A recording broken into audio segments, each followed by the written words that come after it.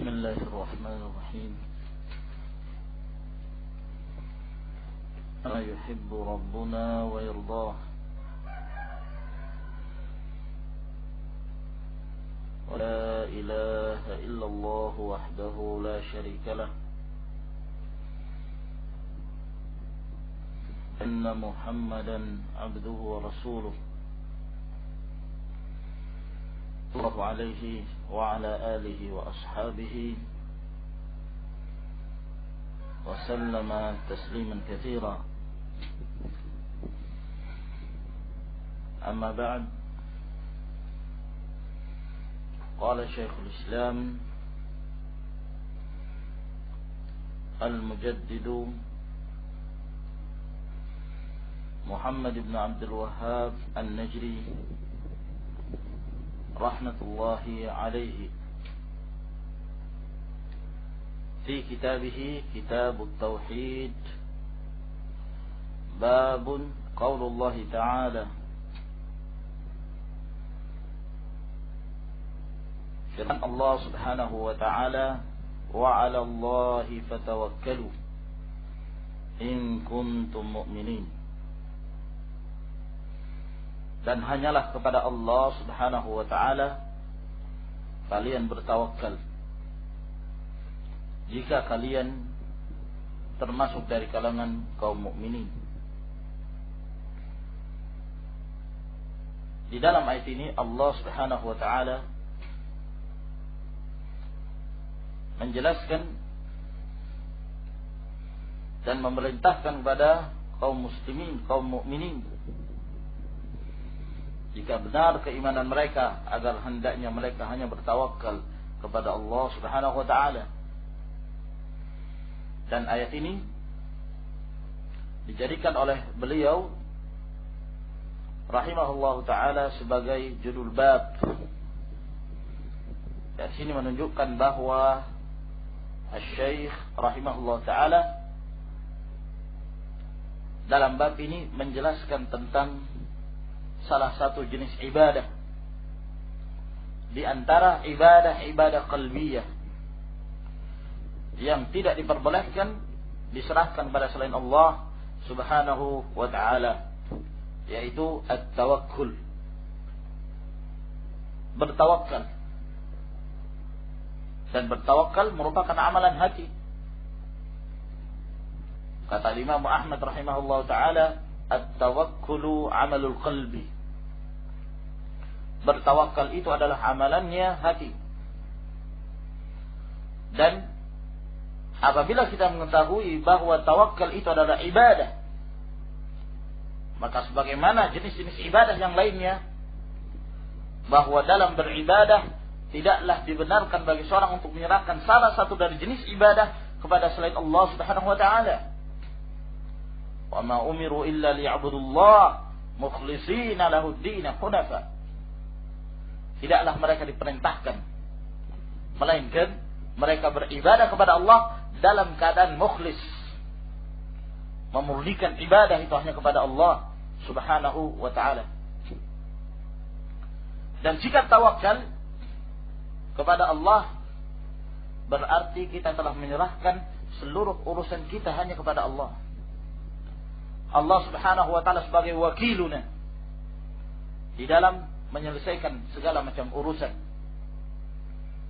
Oleh karena itu Allah Subhanahu wa ta'ala menjadikan persyaratan iman bagi seorang, hendaklah mereka bertawakal hanya kepada Allah Azza wa Jalla. Di dalam ayat ini Allah Subhanahu wa ta'ala mendahulukan lafaz wa 'ala Allahi fatawakkalu in kuntum mu'minin. Dan hanya kepada Allah Subhanahu wa ta'ala kalian hendaklah bertawakal jika kalian dari kalangan kaum mukminin. Yang mana bentuk kalimat yang semestinya berdasarkan urutannya adalah dengan lafaz in kuntum mu'minina fatawakkalu 'ala Allah. In harfu syartin jazim yang memberikan faedah syarat yang menjazm dua fi'il. Yang pertama fi'il syarat, yang kedua adalah jawab syarat. Maka Allah Subhanahu wa taala mengatakan di dalam ayat ini dengan mengedepankan yang semestinya diletakkan di belakang. Asal susunan katanya, in kuntum mu'minin fatawakkalu 'ala Allah. Jika kalian adalah kaum mukminin, maka bertawakkallah kepada Allah. Namun kata-kata fatawakkalu dikedepankan. Ditambah lagi 'ala Allah yang menunjukkan pengkhususan hanya untuk Allah Subhanahu wa taala semata dikedepankan, yang merupakan kalimat yang pertama dan diakhirkannya kalimat-kalimat yang lain. Di dalam kaidah yang sering kita sebutkan bahwa susunan kalimat, apabila susunan yang terakhir tersebut diletakkan di depan dan yang di depan diletakkan di belakang, maka sesuatu yang diletakkan di depan tersebut yang semestinya diletakkan di belakang memberikan satu faedah, yaitu faedatul hasr wal khasais atau takhsis, memberikan faedah pembatasan dan pengkhususan hanya kepada Allah Subhanahu wa taala. Sehingga kalau kita mengartikan ayat ini wa 'alallah, dan hanyalah kepada Allah, fatawakkalu, hendaklah kalian bertawakal, in kuntum mu'minin, jika kalian termasuk dari kalangan kaum mukminin. Sehingga ayat ini menyebutkan persyaratan iman harus dengan bertawakal, dan bertawakal harus hanya kepada Allah Subhanahu wa taala, tidak diperbolehkan kepada yang lain. Nah, ayat ini seperti firman Allah Subhanahu wa taala yang lainnya, iyyaka na'budu wa iyyaka nasta'in, yang semestinya kalimat sesungguhnya na'buduka wa nasta'inuka, akan tetapi kaf tersebut dhamir diletakkan di depan, iyyaka, hanya kepada mula, yang menunjukkan pengkhususan ibadah dan permintaan pertolongan itu hanya kepada Allah Subhanahu wa ta'ala. Maka di sini menunjukkan bahwa seorang tidak bertawakal kepada Allah berarti tidak ada iman bagi mereka. Kebenaran keimanan seorang apabila dia menjadi orang-orang yang hanya bertawakal kepada Allah Azza wa Jalla, menyerahkan segala urusannya, dan urusan ini mencakup secara umum urusan-urusan dunia, urusan-urusan agamanya.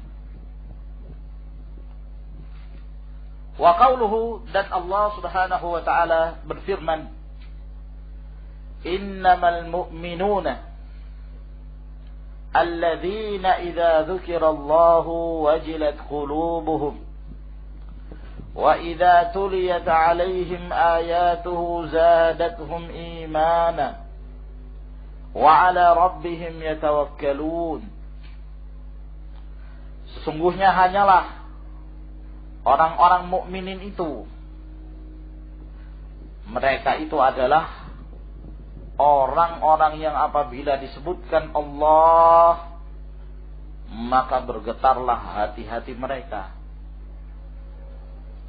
Dan di sini pun menunjukkan pembatasan dengan lafaz innama, ma al-kafah, yang memasuki lafaz inna, jadi innama memberikan faedah pembatasan pula. Innamal a'malu binniyat wa innama likulli imri'in ma nawa.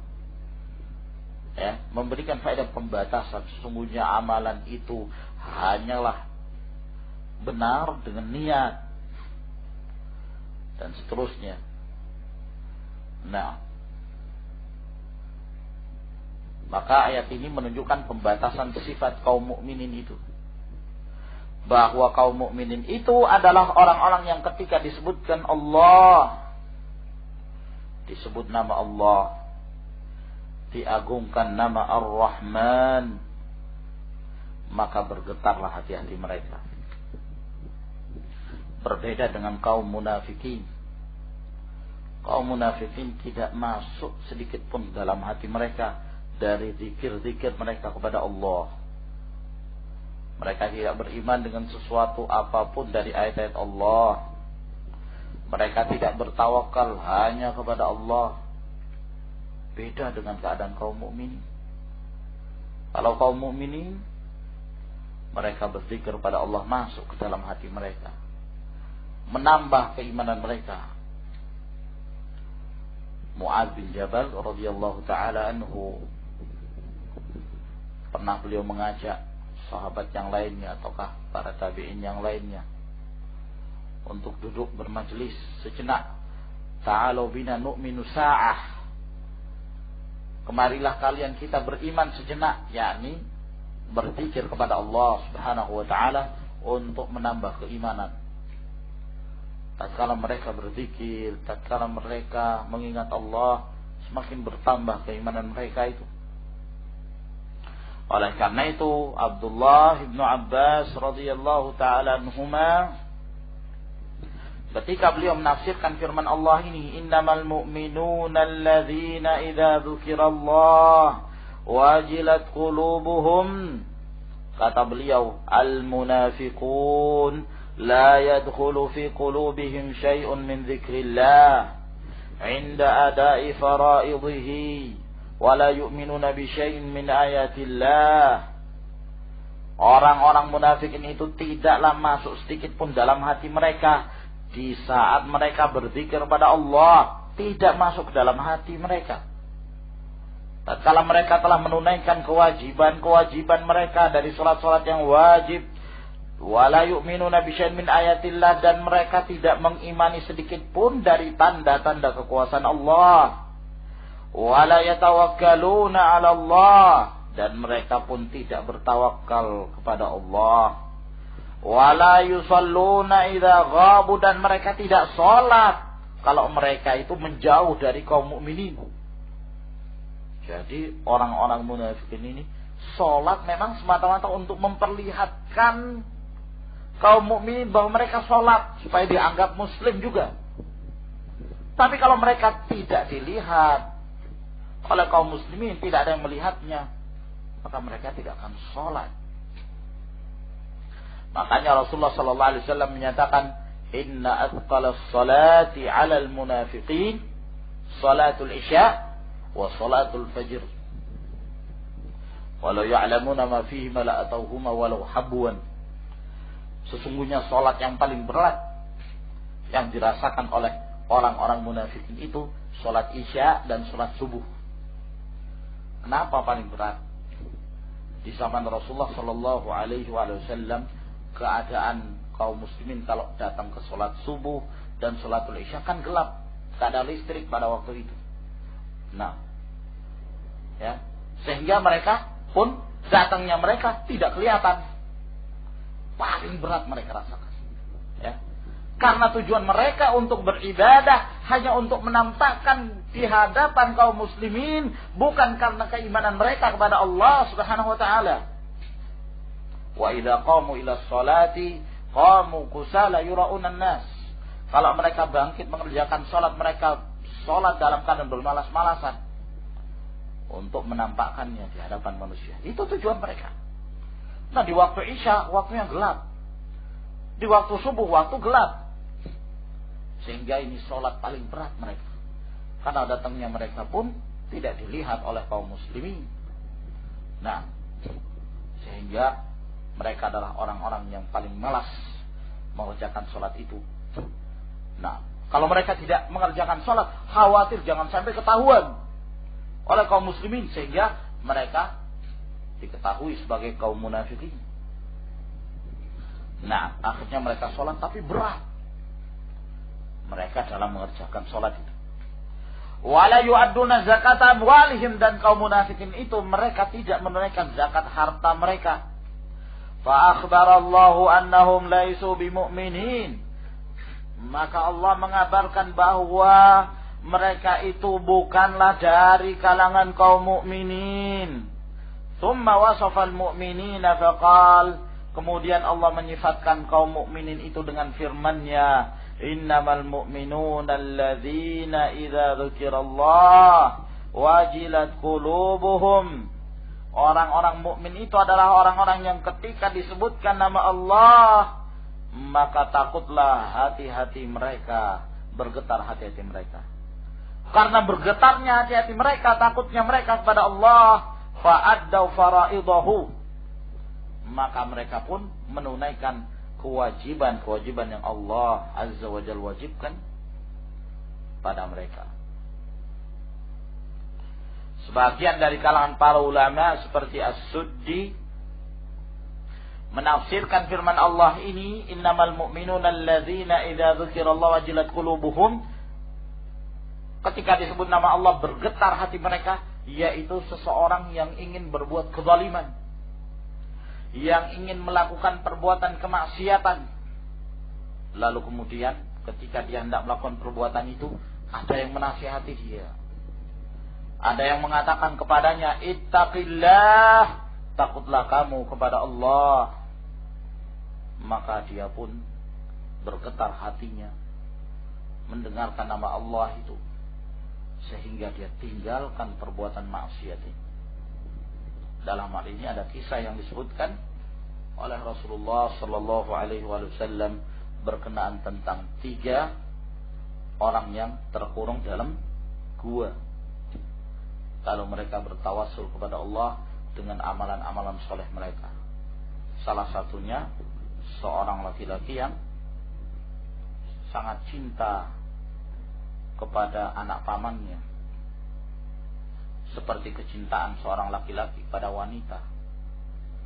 Nah, sehingga dia selalu mencari-cari kesempatan untuk mendapatkan wanita ini. Suatu hari wanita ini sangat membutuhkan uang, dan tidak ada jalan lain kecuali mendatangi laki-laki tersebut, dan laki-laki ini orang kaya. Maka dia pun datang dan meminta untuk dipinjamkan uang. Lalu kemudian laki-laki ini mengatakan, saya akan berikan itu kepada kamu, tapi dengan syarat kamu memberikan dirimu padaku untuk melakukan perbuatan zina. Akhirnya tidak ada jalan lain kecuali melakukan hal tersebut.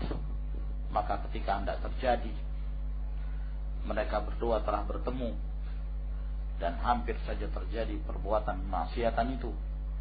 Maka wanita ini mengatakan, ittaqillah wa la tafuddal khatam illa bihaqqi. Bertakwalah engkau kepada Allah, jangan engkau rusak cincin itu kecuali dengan haknya. Maka mendengarkan nama Allah itu, dia pun merasa takut dan meninggalkan wanita ini bersama dengan uang dinar yang telah dia berikan pada wanita tersebut. Ini menunjukkan bahwa kaum mukminin adalah orang-orang yang memberikan pengaruh pada diri mereka, pada hati mereka ketika disebutkan nama Allah Subhanahu wa ta'ala. Nah, semakin bertambah keimanan mereka. Wa idza tuliyat 'alaihim ayatuhu zadatuhum imana. Dan apabila dibacakan kepada mereka ayat-ayat Allah, maka dengan itu semakin menambah keimanan mereka. Nah, mereka semakin takut kepada Allah. Maka mereka berusaha untuk menjalankan perintah Allah Subhanahu wa ta'ala berdasarkan tuntunan Rasulnya sallallahu alaihi wasallam. Dan bukan yang dimaksud dengan sifatul mu'minin yang ketika disebutkan nama Allah maka mereka berusaha untuk menangis, walaupun tidak masuk ke dalam hati mereka, tidak merubah diri mereka, tidak memberikan pengaruh zikrullah itu ke dalam hati mereka, ya, tapi berusaha untuk menangis. Nah, mumpung lagi di majelis zikir, ya sudah menangis. Nah, ya, mumpung ada kamera yang menyoting kita, ya sudah menangis, dikeluarkan air matanya di hadapan umum, orang-orang melihatnya. Nah, tapi kesekian hari dia melakukan zikir, bahkan menjadi kebiasaannya membentuk majelis zikir sana, majelis zikir sini, dengan berbagai macam perbuatan bid'ah wal ma'siyah wal ikhtilaf, namun tidak memberikan pengaruh dalam hati mereka. Bukan ini yang dimaksud dengan sifatul mu'minin. Bukan dengan mengerjakan zikir-zikir bid'ah itu yang akan menambah keimanan mereka, justru akan semakin merusak mereka. Nah, membaca astagfirullah bareng-bareng, astagfirullah, kemudian kadang dilakukan oleh mereka, membaca wirid-wirid bid'ah tertentu, sholawat bid'ah yang tidak pernah diajarkan oleh Rasulullah Sallallahu Alaihi Wasallam. Bagaimana bisa menambah keimanan pada mereka? Nah, ini yang diingkari oleh para ulama, seperti Imam Ibnul Jauzi rahimahullah dalam Talbis Iblis, bahwa termasuk talbis iblisnya kaum Sufiyah. Ketika mereka membentuk majelis zikir itu, mereka berkumpul, lalu mereka berzikir bersama-sama, dan mereka menangis. Mereka menampakkan tangisan itu. Nah, akan tetapi menangisnya dia tidak menunjukkan bertambah keimanan. Ya, yang nampak dari itu semua, hasilnya juga tidak memberikan perubahan pada diri mereka. Yang di antara mereka ada yang sebelumnya melakukan berbagai macam perbuatan kemaksiatan, dengan zikir ini keluar dari zikir itu, tetap saja dengan kemaksiatannya. Yang memakan harta riba masih saja makan harta ribanya. Ya. Yang mereka dengan bid'ah sufiyahnya masih juga berada dengan bid'ah sufiyahnya. Nah, jangankan itu, pemimpin majelisnya saja seperti Arifin Ilham, la alhamahullah. Nah, sudah berapa majelis yang dibentuk, bahkan dihadiri oleh para tokoh-tokoh juhala. Tapi jenggotnya masih saja dikikis terus. Nah, ya, majelis zikir yang terakhir semakin gagah dia karena jenggotnya semakin dikikis. Jadi semakin memperbanyak majelis zikir, maka jenggotnya semakin ditipiskan. Nah, itulah pengaruhnya. Tidak memberikan pengaruh iman, tidak memberikan pengaruh sunnah. Maka bodoh orang yang mengatakan bahwa orang seperti ini termasuk dari kalangan ahlus sunnah. Wa ala rabbihim yatawakkalun, dan hanya kepada Rabb mereka bertawakal. Sifatul mukminin. Tawakal mereka, penyandaran mereka hanya kepada Allah Subhanahu wa ta'ala. Wa qauluhu, dan firman Allah, ya ayyuhan nabiyyu hasbukallah wa man ittaba'aka minal mu'minin. Wahai Nabi, cukuplah bagimu Allah, dan cukuplah bagimu yang mengikutimu dari kalangan kaum mukminin. Hanya Allah kepadanya lah engkau bertawakal. Jangan engkau mencari-cari kebutuhan bersama dengan Allah pada seorang pun.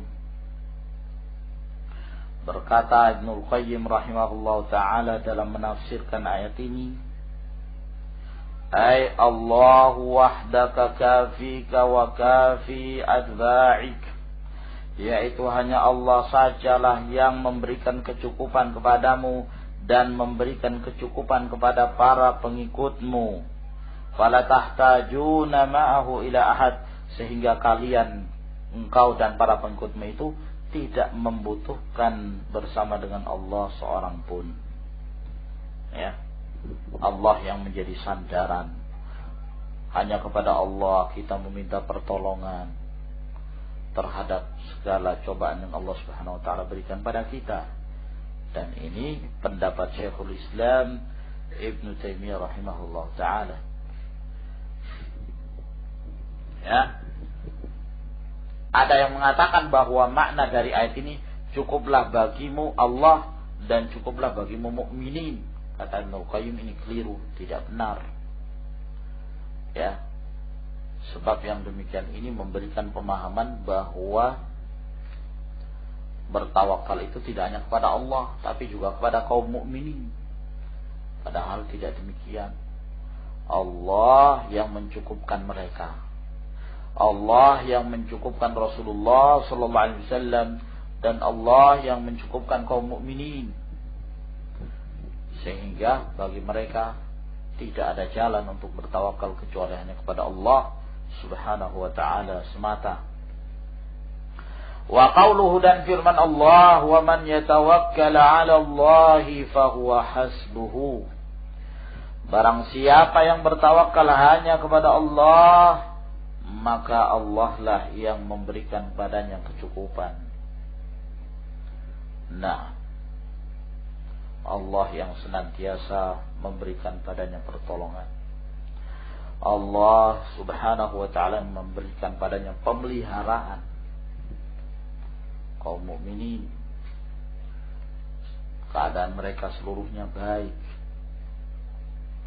sehingga orang-orang kafir tidak akan mampu mendatangkan kemudaratan itu kepada kaum mukminin kecuali terhadap sesuatu yang telah ditetapkan oleh Allah, dan itu sebagai bentuk cobaan. Musibah yang didapatkan, musibah yang mengena kaum mukminin, itu bukan musibah pada hakikatnya, tapi itu adalah suatu kenikmatan, karena dengannya kaum mukminin bersabar dan semakin ditinggikan derajatnya oleh Allah Subhanahu wa taala. Nah, sehingga keadaannya seluruhnya baik. Ketika mereka bertawakal hanya kepada Allah, Allah Subhanahu wa taala memelihara dia. Allah Azza wa Jalla memberikan padanya rezeki yang halal. Allah Azza wa Jalla senantiasa memelihara dia dari tipuan orang-orang menipu, dari gangguan orang-orang mengganggu. Dia terpelihara. Tapi terkadang mendapatkan musibah. Nah, sebagaimana yang telah menimpa kaum mukminin, kalangan para nabi dan rasul terdahulu, mereka ditimpa musibah. Nah, dan itu adalah cobaan yang Allah Subhanahu wa taala berikan pada mereka agar kemudian mereka mau bersabar dan menjadi hamba-hamba Allah Subhanahu wa taala yang terpilih. Am hasibtum an tadkhulul jannah ولما يأتكم مثل الذين خلوا من قبلكم مستهم البأساء والضراء وزلزلوا حتى يقول الرسول والذين آمنوا معه متى نصر الله ألا إن نصر الله قريب. Apakah kalian menyangka bahwa kalian masuk dalam surga dalam keadaan belum lagi datang kepada kalian seperti yang telah datang kepada orang-orang sebelum kalian? Mereka ditimpa berbagai macam musibah, kemudaratan, dan mereka ditimpa bencana, gempa, dan lain sebagainya. Karena saking dahsyatnya cobaan yang Allah Subhanahu wa taala berikan itu, sampai orang-orang beriman bersama dengan Rasul menyatakan, kapan datangnya pertolongan Allah?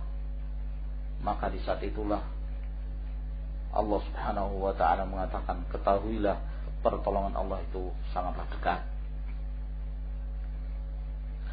Wa Ibnu Abbas qala, dari Ibnu Abbas radhiyallahu taala anhuma berkata, hasbunallahu wa ni'mal wakil. Cukuplah bagi kami Allah, dan Allah sebaik-baik al-wakil, tempat kita bertawakal. Qalaha Ibrahim alaihi salatu wassalam hina ulqiya finnar. Ini diucapkan oleh Ibrahim ketika beliau dilemparkan ke dalam api neraka, ke dalam api pada waktu itu. Nah, tatkala dilemparkan ke dalam api disebabkan karena perbuatan